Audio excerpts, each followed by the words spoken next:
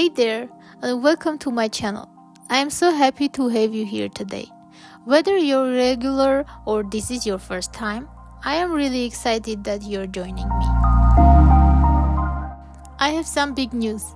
I am participating in the Webtoon 2025 contest, and it honestly feels so unreal. This is such an amazing opportunity, and I can't wait to share what I have been working on with all of you. I'll be releasing my very first comic titled Zombie number 31. Yes, you heard that right, zombies. But don't worry, this isn't your typical zombie stories filled with blood and apocalyptic chaos. Instead of focusing on the usual dark and scary elements, I have decided to take a lighter, more comedic approach to the whole zombie idea. Zombie number 31 is all about Laura, the main character, who's a zombie girl just trying to live her everyday life. I am really excited for you to meet her. As I draw her today, I'll be showing you how she looks and how her quirky personality is coming to life. I have had so much fun creating her, and I hope you enjoy seeing her develop on the page.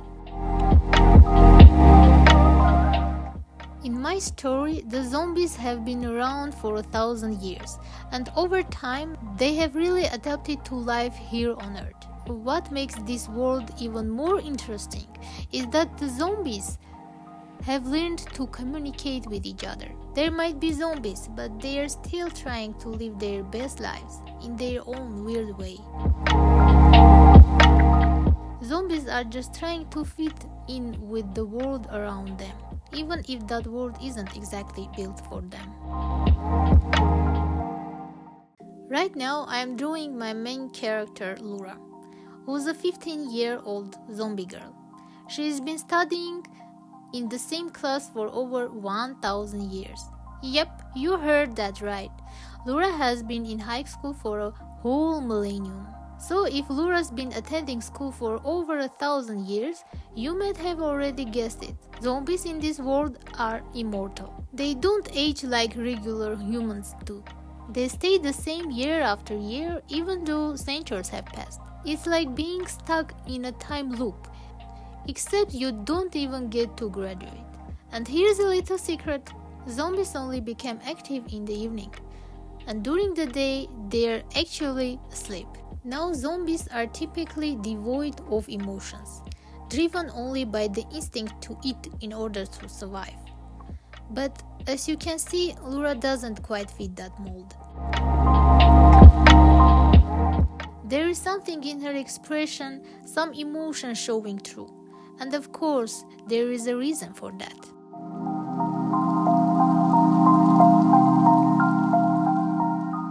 Now let's get into the fun part, coloring.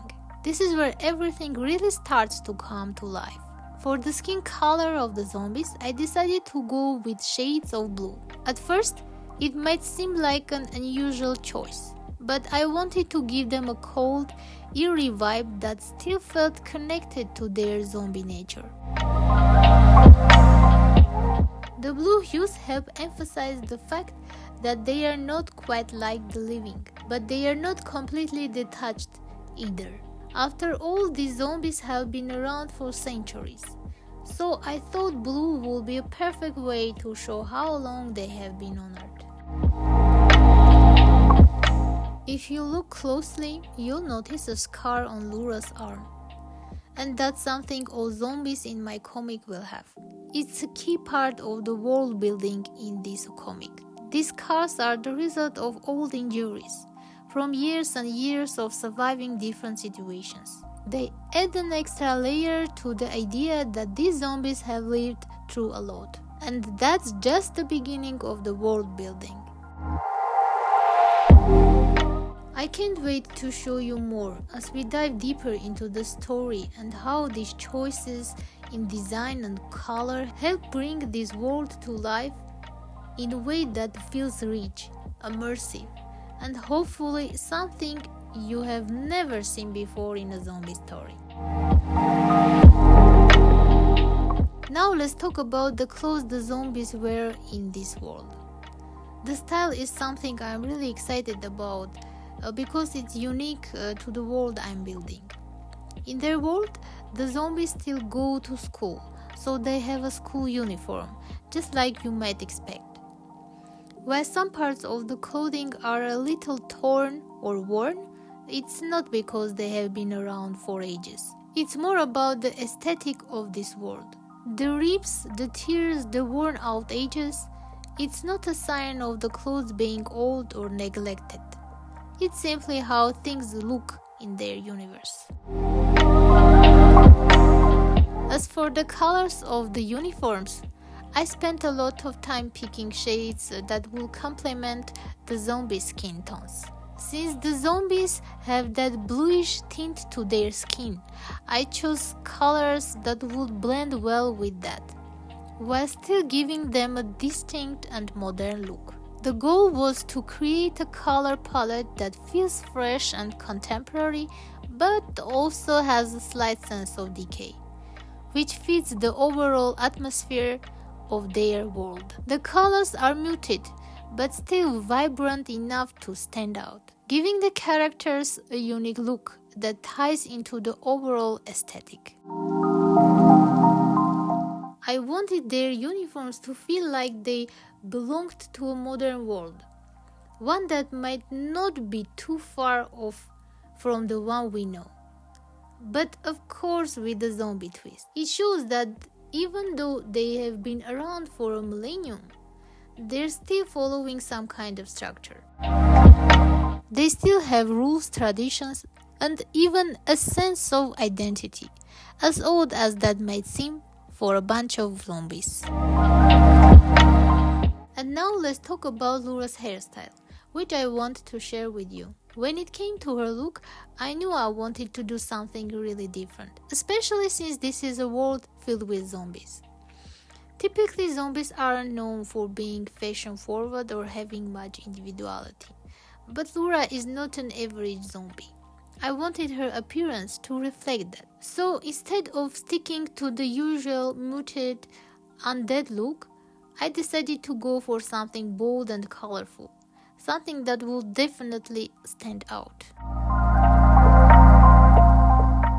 Her hair is a mix of blue and purple shades, which is definitely not a typical zombie aesthetic. These colors are a key part of what makes Lura's character so unique.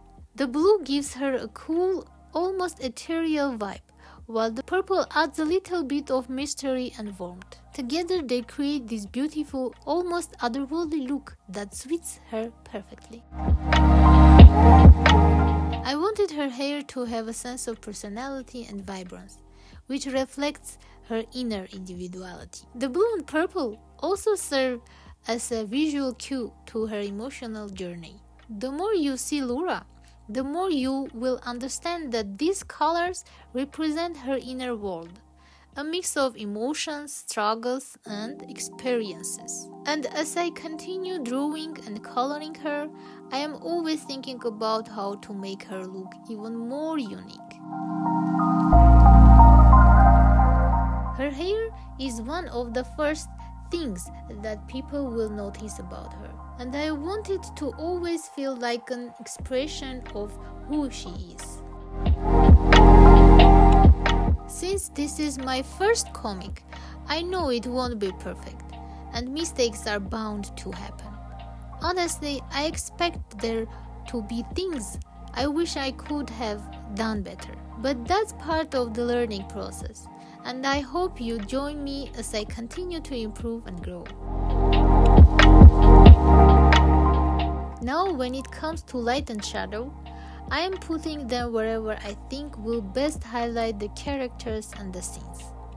I am trying my best to create a balance that brings depth and emotion to each panel. Light helps convey the atmosphere of the world they live in, and shadows give everything that extra sense of mystery and drama. I am still experimenting with this part of the process, but I hope it brings the characters to life in a way that feels dynamic and engaging. And And that's a wrap for today's behind the scenes look at zombie number 31. I'm so grateful you took the time to check out the process behind my comic. If you're interested, you can read some episodes from the Webtoon 2025 contest. Just follow the link in the description below. Alright friends, I'm going to leave you to enjoy the rest of the drawing. Thanks for watching, I hope you had fun. And don't forget to like and subscribe. See you in the next one. Bye bye.